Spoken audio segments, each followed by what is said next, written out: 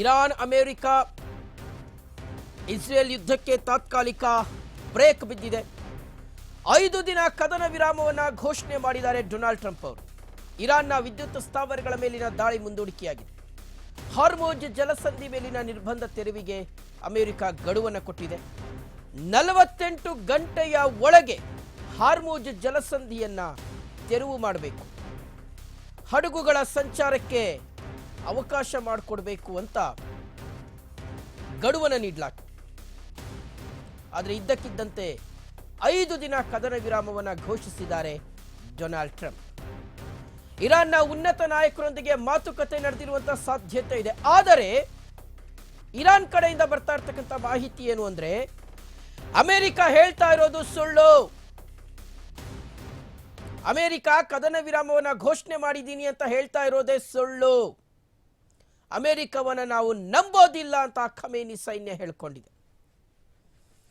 ನೋಡಿ, ಈಗ ಜಗತ್ತಿನಾದ್ಯಂತ ತೈಲದ ಸರಬರಾಜಿನಲ್ಲಿ ಭಾರಿ ವ್ಯತ್ಯಯವಾಗಿರುವಂತಹ ಹಿನ್ನೆಲೆಯಲ್ಲಿ ಅಮೆರಿಕ ಇರಾನ್ಗೆ ಒಂದು ಷರತ್ತನ್ನು ಹಾಕಿತ್ತು.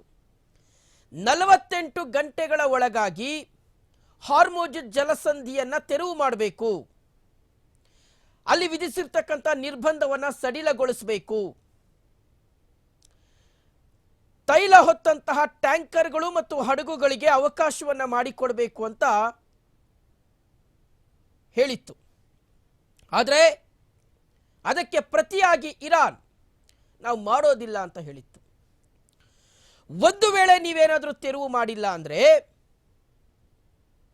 ಹಡಗುಗಳ ಸಂಚಾರಕ್ಕೆ ಮುಕ್ತ ಅವಕಾಶವನ್ನು ಕೊಟ್ಟಿಲ್ಲ ಅಂದ್ರೆ, ಇರಾನ್ನಲ್ಲಿರ್ತಕ್ಕಂಥ ವಿದ್ಯುತ್ ಸ್ಥಾವರಗಳ ಮೇಲೆ ನಾವು ದಾಳಿ ಮಾಡ್ತೀವಿ ಅಂತ ಎಚ್ಚರಿಕೆಯನ್ನು ಕೊಟ್ಟಿತ್ತು ಅಮೆರಿಕ. ಅದಕ್ಕೆ ಪ್ರತಿಯಾಗಿ ಇರಾನ್ ಸಹ ಪ್ರತಿ ದಾಳಿಯ ಎಚ್ಚರಿಕೆಯನ್ನು ನೀಡಿತ್ತು. ನೀವೇನಾದರೂ ವಿದ್ಯುತ್ ಸ್ಥಾವರಗಳ ಮೇಲೆ ದಾಳಿ ಮಾಡಿದರೆ ನಾವು ಗಲ್ಫ್ ರಾಷ್ಟ್ರಗಳಲ್ಲಿ ಅಮೆರಿಕ ಸ್ಥಾಪನೆ ಮಾಡಿರತಕ್ಕಂತಹ ITBT ಕಂಪನಿಗಳ ಮೇಲೆ ದಾಳಿ ಮಾಡ್ತೀವಿ. ಇದು ಪರಮಾಣು ಮತ್ತು ಶಸ್ತ್ರಾಸ್ತ್ರಗಳ ಮೇಲಿನ ದಾಳಿಗೆ ಮಾತ್ರ ಸೀಮಿತವಾಗಿರುವುದಿಲ್ಲ, ಬದಲಾಗಿ ಇನ್ಫಾರ್ಮೇಶನ್ ಟೆಕ್ನಾಲಜಿಗಳ ಕಡೆಗೂ ತಿರುಗುತ್ತೆ ಅನ್ನುವ ಎಚ್ಚರಿಕೆಯನ್ನು ಇರಾನ್ ಕೊಟ್ಟಿತ್ತು. ಅದರ ಬೆನ್ನಲ್ಲೇ ಈಗ ಡೊನಾಲ್ಡ್ ಟ್ರಂಪ್ ಅವರು 5 ದಿನ ಕದನ ವಿರಾಮವನ್ನು ಘೋಷಣೆ ಮಾಡಿದ್ದಾರೆ ಅನ್ನುವ ಮಾಹಿತಿ ಸಿಗ್ತಾ ಇದೆ.